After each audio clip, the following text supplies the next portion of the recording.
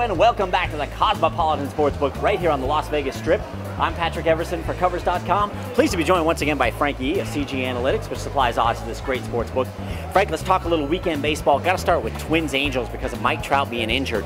He's already been out a few days, so before we even get into the series, what have you seen so far in reaction? We've seen about a 10 to 15% reduction in handle on Angels games, and this is almost entirely a public reaction. All right, very good. Moving on to the series, what do you expect this weekend? I expect to see the money come in on Minnesota a little bit heavier than we would normally.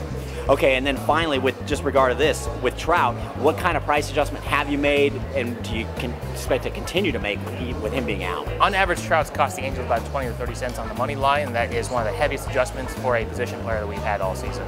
All righty, now let's move on then. Cubs-Cardinals. Game 2 Saturday, I found that kind of interesting. Mike Leake against John Lester. Lester's probably the bigger name. Leake's having the better season. What are you seeing this season with these two pitchers? We see about 2 times the action on Leake over his opponents. However, for Lester, he's seen about 3 times the action of his opponents. But to your point, Leake has better numbers all across the board, better record, ERA, WHIP, pretty much you name it, he's got it. All right, do you think that's going to show up in betting on that game? You know, I'm interested in seeing, because Chicago's such a public team. You know, right. We still get a lot of action on them. Perfect, great stuff. Red Sox-Orioles, they got a 4-game set starting actually today, Thursday as we speak here.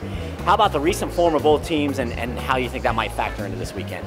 You know, Boston's been hot. They're 8-2 in the last 10 games, and so public's been riding them a lot. Baltimore's been fading ever since Zach Britton went on the DL. They are an astonishing 5-14.